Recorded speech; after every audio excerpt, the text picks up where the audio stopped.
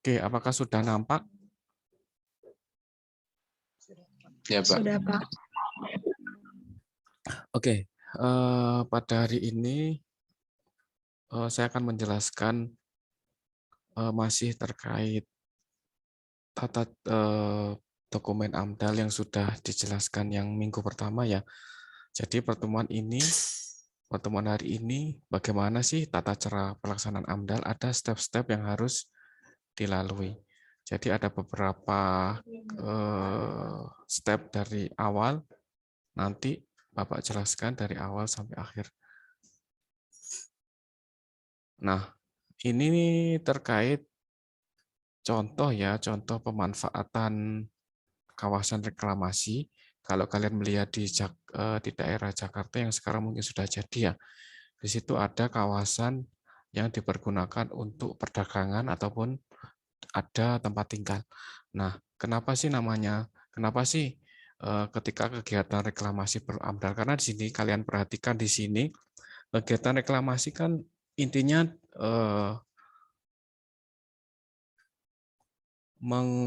ketika kegiatan itu dilaksanakan, maka akan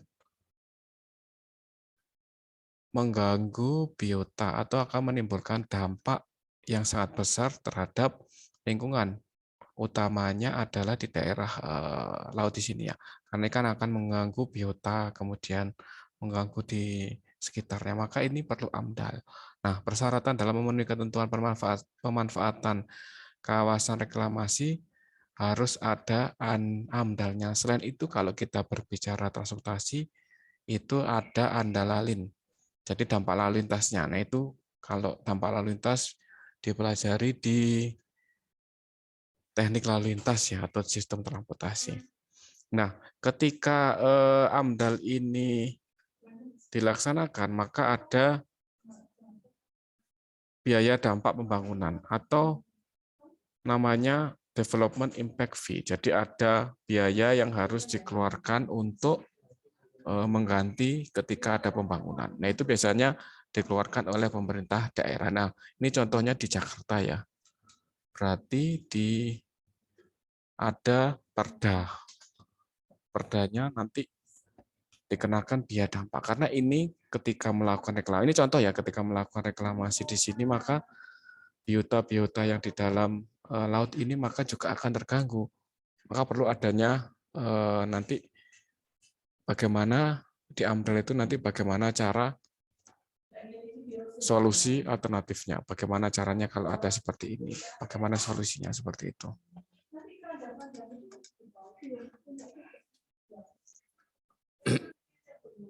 Oke, suara saya masih kedengaran? Masih, Pak. Masih, Pak. Oke, ketika kita berbicara terkait AMDAL, maka di sini kemarin ada yang menanyakan ya di awal ya, ada rencana kegiatan. Nah, rencana kegiatan itu menimbulkan dampak enggak? Tidak atau iya?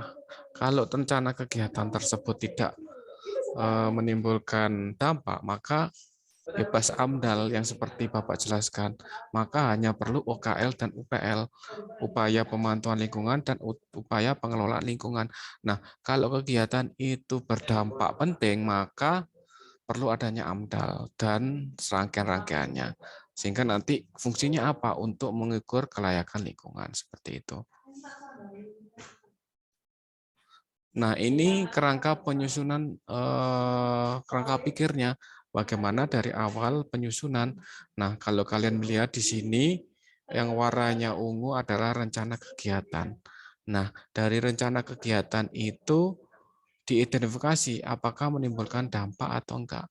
Nah, otomatis ketika kita mengidentifikasi, maka berhubungan dengan lingkungan. Nah, misalnya contoh di depan tadi kegiatan reklamasi. Jadi kalau reklamasi itu kegiatan, kalau istilahnya daerah laut itu diuruk dengan pasir menjadi dataran, dibuat perdagangan, buat perumahan. Nah, istilahnya seperti itu paling gampang. Nah, ada rona lingkungan. Nah, rona lingkungan itu apa?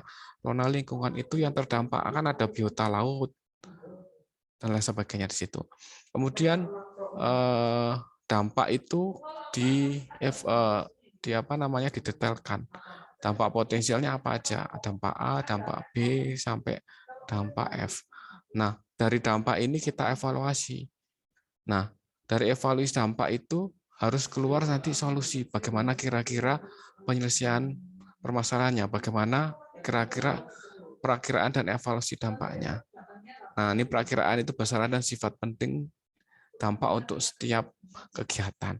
Nah, ini ada 3 ya, kalau ada yang garis putus-putus, ada kegiatan. Yang pertama, menyusun dokumen kerangka acuan, kemudian dokumen andalnya, dampak lingkungannya, kemudian RKL dan RPL-nya, sampai menimbulkan rencana pengelolaan. Nanti terakhir ada penilaian. Jadi yang terakhir kemarin kalau dijelaskan di awal itu adalah apakah kegiatan ini boleh nggak dilaksanakan, itu akhirnya ada penilaiannya. Nah, itu secara ringkasnya seperti itu. Nah, tugas kalau sekalian melihat di Google Classroom, kalau saya melihat belum ada yang mengumpulkan ya, silahkan dilihat ya. Di situ ada PP, itu adalah peraturan pemerintah nomor 27 tahun 99 tentang AMDAL. Nah, di situ silahkan, kenapa saya memberikan tugas, silahkan dibaca supaya kalian bisa membaca apa aja yang ada di dalam. Terkait AMDAL ini, semua terkait teknisnya itu di PP nomor 27 tahun 99. Nah, ada juga Undang-Undang nomor 32. Ini lebih luas ya. Jadi karena kedudukannya Undang-Undang dan PP itu lebih atas Undang-Undang ya. Ada Undang-Undang, peraturan pemerintah, keputusan presiden, peraturan presiden sampai dengan perda. Nah, itu ditata urutan undang-undang. Nah, kalau kita sudah ke PP berarti lebih teknis, di atasnya undang-undang. Nah, PP ini apa aja? Nanti silakan dibaca ya.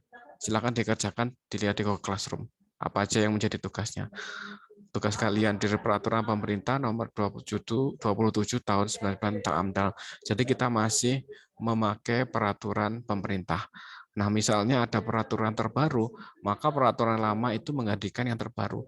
Karena mungkin sampai hari ini kita masih menggunakan peraturan pemerintah ini. Silakan nanti coba ditelaah.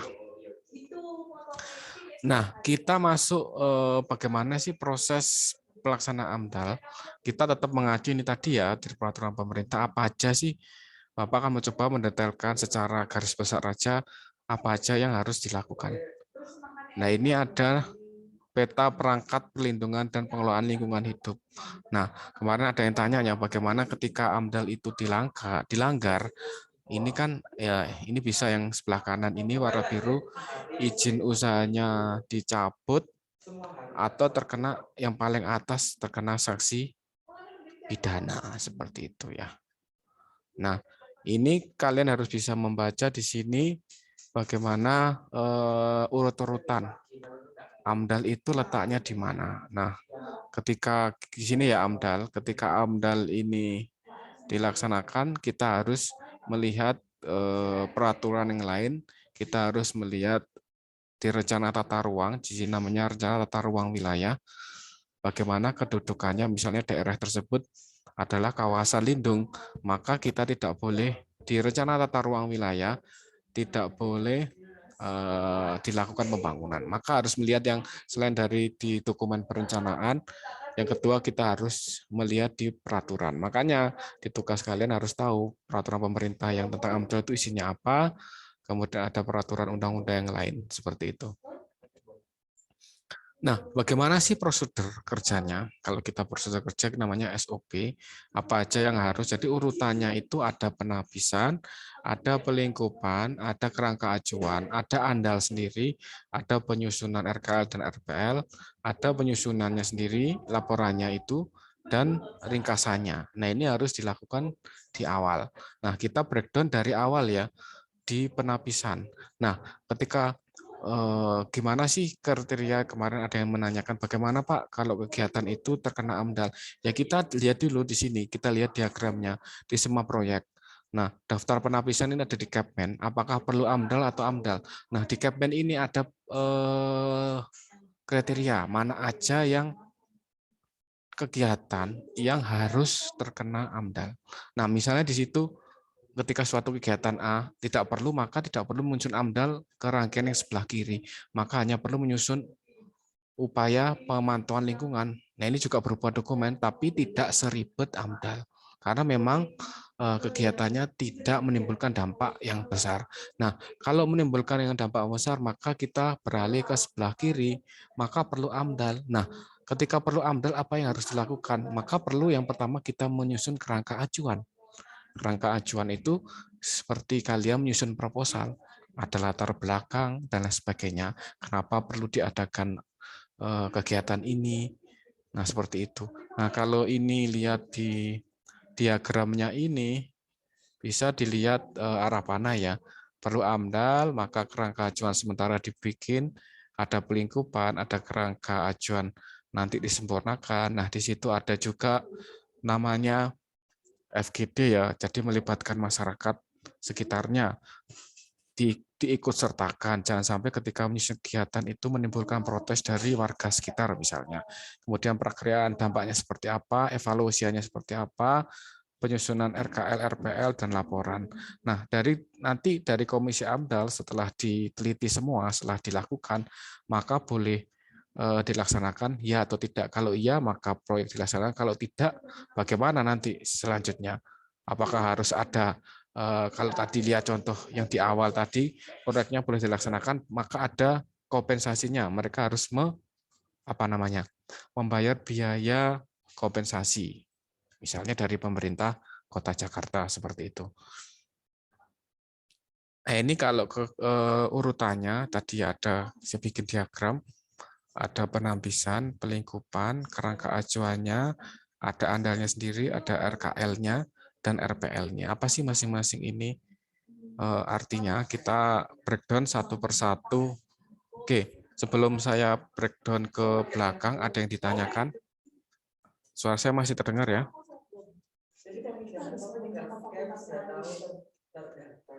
Masih terdengar, Pak.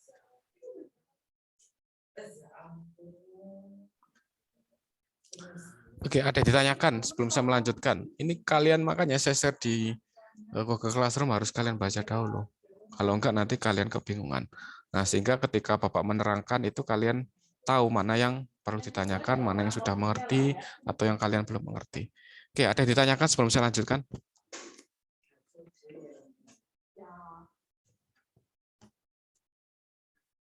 Gertrudis, ada yang ditanyakan?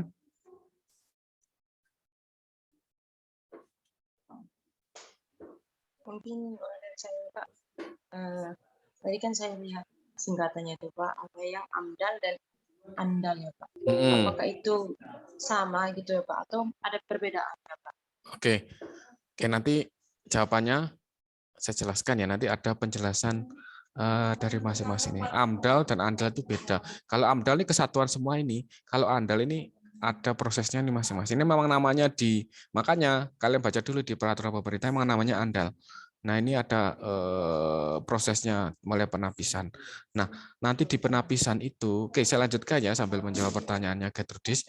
Dari di penapisan itu memilah. Jadi kalau penapisan itu dipilah-pilah. Oh ini perlu, oh ini enggak. Itu istilahnya paling gampang. Itu memilah proyek yang perlu AMDAL atau tidak. Nah, metode penapisan itu ada dua cara ya. Dengan urean, ini metode penapisan dengan urean, dengan daftar positif itu cenderung lebih mudah. Kenapa lebih mudah? Karena di undang-undang tadi kegiatan itu bisa diidentifikasi.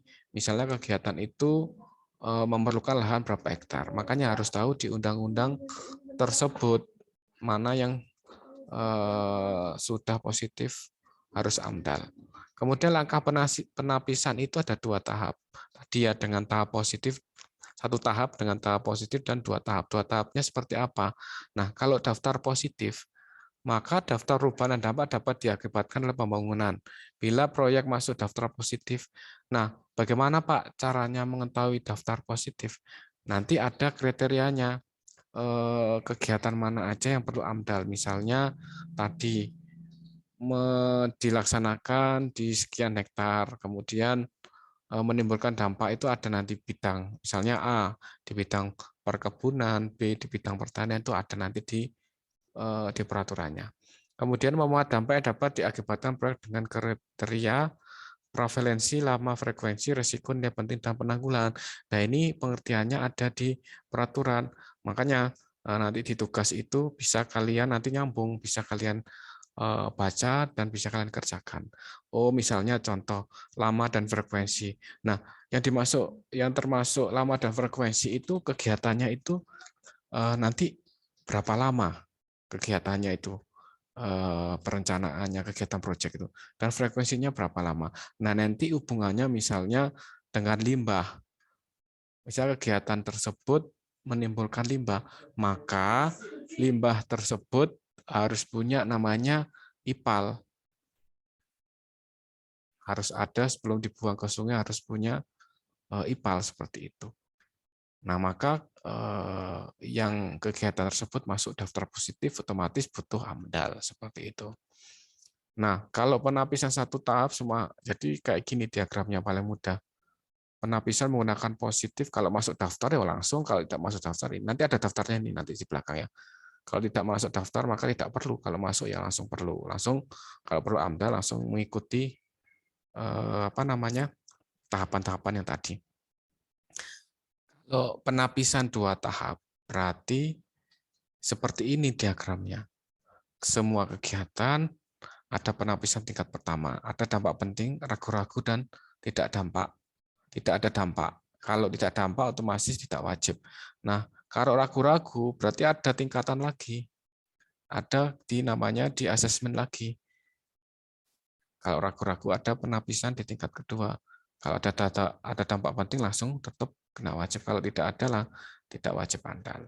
Nah, makanya harus tahu kegiatan mana aja nanti yang terkena. Di Capman tadi yang di pertama tadi ya. Itu yang terkait penapisan.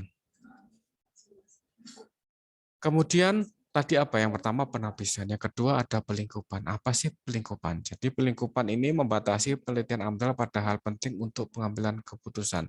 Jadi istilahnya ruang lingkupnya, ya. Ruang lingkupnya itu seberapa? Harus dideskripsikan. Metode harus mencakup mendapat informasi dari sumber informasi, membangkitkan partisipasi masyarakat. Nah, di sini partisipasi masyarakat berarti harus melibatkan masyarakat yang terkena dampak. Kemudian identifikasi hal penting. Disebut juga bidang kepedulian penting, hal penting dari faktor ilmiah. Jadi semua di pelingkupan itu harus dicantumkan. Atau ruang lingkupnya, paling gampang di sini. Nah, kalau kita melihat pengertian AMDAL, bisa kalian mengambil dari Peraturan Nomor 27 atau undang-undang, ini juga ada. Silakan mana yang sini sudah ya di awal, mana yang paling mudah menurut kalian. Yang tadi ya, dokumen AMDAL tadi kan ada pelingkupan, kemudian penapisan. Di sini banyak KANDAL, jadi dokumen kerangka acuan. Kerangka acuan analisis dampak lingkungan atau disebut KANDAL, analisis dampak lingkungan ini ada ya. Jadi ANDAL itu tadi termasuk di bagian AMDAL. Tapi singkatannya memang sama ya, dokumen analisis dampak lingkungan. Kemudian ada dokumen rencana pengelolaan lingkungan atau RKL, dokumen rencana pemantauan, dan dokumen ringkasan eksekutif. Jadi ketika kita menyusun dokumen ini, semua dokumen yang sebelah kanan ini harus ada juga. Jadi satu kesatuan. Oke, kita breakdown satu persatu. Kalau KANDAL itu dokumen yang berisi tentang ruang lingkup serta kedalaman. Jadi sejauh mana ruang lingkupnya itu penentuan dampak-dampak penting yang digaji secara lebih mendalam dalam andalan batas-batas studi. Jadi ruang lingkup, ruang materi, itu semua nanti ditulis di kerangka acuannya. Itu paling gampang pengertiannya. Kemudian selain KANDAL, yaitu ada ANDALnya sendiri. Nah, ini ada sendiri dokumennya, dokumen analisis dampak lingkungan ANDALnya. Jadi ANDALnya itu satu kesatuan di AMDAL, dokumen yang berisi telah secara cermat terhadap dampak penting dari suatu kegiatan, dampak-dampak penting yang telah diidentifikasi di dalam KANDAL kemudian ditelaah secara cermat dengan menggunakan metodologi yang telah disepakati. Telahkah ini bertujuan untuk menentukan besaran. Jadi dari kerangka acuan itu nanti ditarik di dokumen andal. Nah, bedanya apa, Pak? Dari di dokumen andal ini sudah ditelaah, sudah ada metodologi. Misalnya kalau air limbah itu harus diapakan sebelum dibuang. Nah, ini ada metodenya di andal ini. Ya, paling gampang seperti itu. Tahap kajian selanjutnya adalah evaluasi keterkaitan antara dampak satu dengan yang lain. Jadi, ketika menimbulkan dampak kan banyak, misalnya dampak A, dampak B. Terus di andal juga itu ada keterkaitan antara satu dengan lain. Nah, ini juga dievaluasi. Apakah menimbulkan dampak ke lainnya? Evaluasi dampak ini bertujuan untuk menentukan dasar-dasar pengelolaan dampak yang akan dilakukan untuk meminimalkan dampak negatif dan memaksimalkan dampak positif. Jadi di sini sudah ada metode yang diberikan. Oke. Kemudian kita melanjutkan ke dokumen rencana pengelolaan. Apa sih yang ada rencana pengelolaan RKL ini? Jadi mengendalikan dan menanggulangi dampak penting lingkungan hidup yang bersifat negatif serta memaksimalkan dampak positif yang terjadi akibat rencana kegiatan. Jadi ketika ada dampak itu negatif, bagaimana itu dikepras, bagaimana itu diminimal. Kemudian ketika ada dampak positif, misalnya kita membangun pabrik. Nah, pabrik kan tidak hanya dampak negatif, dampak positifnya apa? Dari masyarakat itu misalnya dapat bekerja atau dapat menyerap tenaga kerja. Nah, di sini memaksimalkan dampak positifnya. Jadi memaksimalkan sumber daya manusia di sekitar. Nah, itu contohnya, contoh aja ya. Upaya-upaya tersebut dirumuskan berdasar hasil arahan dasar pengelolaan yang dihasilkan dari kajian andal. Jadi mulai dari pelingkupan, penapisan itu saling terkait sampai dengan dokumen RKL. Nah, selain dokumen RKL, ada dokumen RPL. Ini kan pengelolaan. Kemudian setelah itu kita dipantau, pemantauan lingkungan. Apa sih isinya di dokumen pemantauan lingkungan? Ini memuat program pemantauan untuk melihat perubahan yang disebabkan oleh dampak yang dari rencana. Hasil pemantauan digunakan untuk mengevaluasi efektivitas upaya pengelolaan yang telah dilakukan, ketaatan pemrakasa terhadap peraturan lingkungan hidup, dan dapat digunakan untuk mengevaluasi akurasi prediksi dampak yang digunakan dalam kajian andal. Jadi, di dalam secara garis umum di rencana pemantauan lingkungan itu berarti dilihat program-program yang kalian laksanakan itu sudah sesuai atau enggak. Apakah sudah bisa meminimalisir dampak negatifnya. Nah, ini ada di pemantauan. Ya namanya dipantau itu kan melihat perubahannya. Apakah perubahan itu secara signifikan atau tidak ada perubahan. Nah, ini dipantau di dokumen pemantauan lingkungan hidup. Memang kalau kita berbicara dokumen AMDAL memang rangkaiannya sangat panjang. Makanya ini harus kalian baca. Jadi ini cuma secara umum ya, secara garis umumnya supaya kalian paham. Kemudian selain RPL, RKL ada rencana eksekutif. Nah, rencana eksekutif itu apa? Berarti di situ namanya meringkas, istilah kayak eksum, eksekutif sumare, atau ringkasannya apa. Nah, dokumen yang meringkas secara singkat dan jelas hasil kajian. Jadi hasilnya semua tadi mulai di awal itu diringkas dalam suatu dokumen ringkasan eksekutif. Nah, itu dokumennya kan tebal. Kalau orang baca tebal kan nggak mungkin ya, berarti ada dokumen ringkasan eksekutifnya. Nah, ringkasan eksekutif itu yang perlu disampaikan adalah biasanya adalah uraian secara singkat tentang besaran dampak dan sifat penting dampak yang dikaji andal dan upaya pengelolaannya dan pemantauan lingkungan yang dilakukan untuk mengelola dampak-dampak tersebut. Jadi kalau sudah masuk di dokumen ringkasan eksekutif berarti sudah tahap akhir. Tahap akhir berarti di sini merangkum semua hasil kegiatan tadi mulai dari pelingkupan, penapisan, RPL, RKL sampai yang terakhir. Gitu. Paham ya? Itu secara singkat terkait tahapan-tahapan dalam penyusunan dokumen AMDAL. Oke, mungkin itu aja. Nah, silahkan nanti dilihat di ini. Penting ya, permennya ini sama permen LH ini tugasnya. Silahkan di Classroom. Silahkan dilihat batasnya, batas pengiriman tugasnya ya. Nah, kalau melihat di sini kan dari undang-undang ke peraturan Menteri Negara, turun lagi ke lebih teknis, turun lagi ke bawah. Nah, ini urutan-urutannya peraturan yang terkait lingkungan hidup. Oke, sampai sini ada yang ditanyakan terkait ini tadi ya dokumen-dokumennya yang harus ada. Silahkan.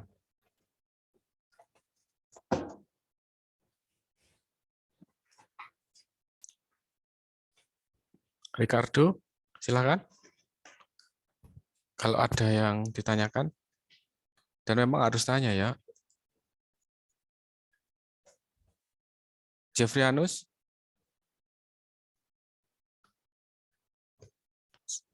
suara saya masih terdengar kan ya? Terdengar. Oke, untuk lebih memahami nanti dikerjakan tugasnya ya, supaya nanti ketika Bapak menjelaskan, oh ternyata di dokumen ini benar dijelaskan Bapak yang terkait peraturan pemerintah tadi. Jadi harus supaya lebih paham lagi, memang tugas itu harus dikerjakan di peraturan pemerintah tadi terkait AMDAL. Ini yang saya jelaskan, Bapak jelaskan hari ini adalah ringkasan-ringkasan yang ada di peraturan pemerintah tadi. Nah, nanti terkait apa sih Pak? Mana aja toh Pak kegiatan yang terkena AMDAL? Nah, itu nanti di peraturan di tadi ya. Ini ya, di Kepmen ini ya. Di Kepmen ini. Keputusan Menteri ya. Oke, ada yang tanyakan, Iya. Jeffrianus?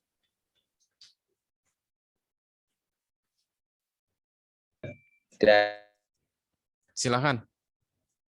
jelaskan semua dan sudah dia ada di peraturan pemerintah nomor 7 yang dijelaskan tadi. Dikerjakan ya tugasnya nanti ya, supaya lebih paham ya. Iya, Pak, sudah. Sudah dikerjakan? Iya, Pak. Belum kan? Bahkan sudah. Saya lihat ya, sebelum ini saya cek ya barusan tadi, dipastikan ya ketika mengirim tugas itu sudah terupload. Saya lihat tuh belum ada yang terupload. Nanti kalau nggak ada tugas yang terupload berarti nggak ada nilainya. Coba dicek lagi ya yang sudah mengirimkan tugas. Ini belum ada uploadan. Jadi mungkin kalian uploadnya ada yang kurang atau belum terkirim. Coba dicek lagi yang sudah mengirimkan tugas ya supaya tidak kosong ya. Gitu ya.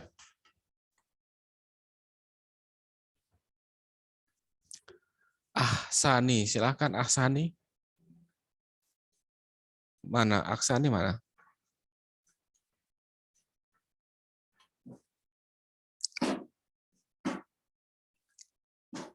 Nggak ada. Berarti ini yang masuk di Zoom 14 orang aja ya.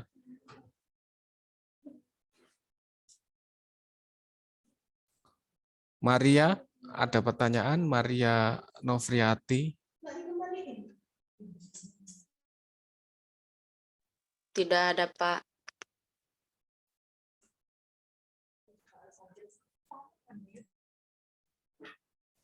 Sudah, kalau tidak ada pertanyaan, boleh diakhiri ya.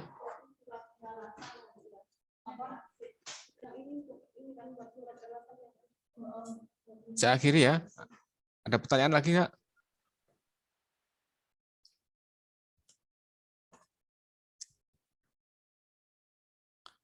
Sudah paham ya penjelasan hari ini secara sekilas. Nanti untuk lebih memahami silakan dibaca materinya terlebih dahulu sebelum Bapak menerangkan supaya terjadi interaksi ya. Jadi tidak hanya Bapak yang menerangkan.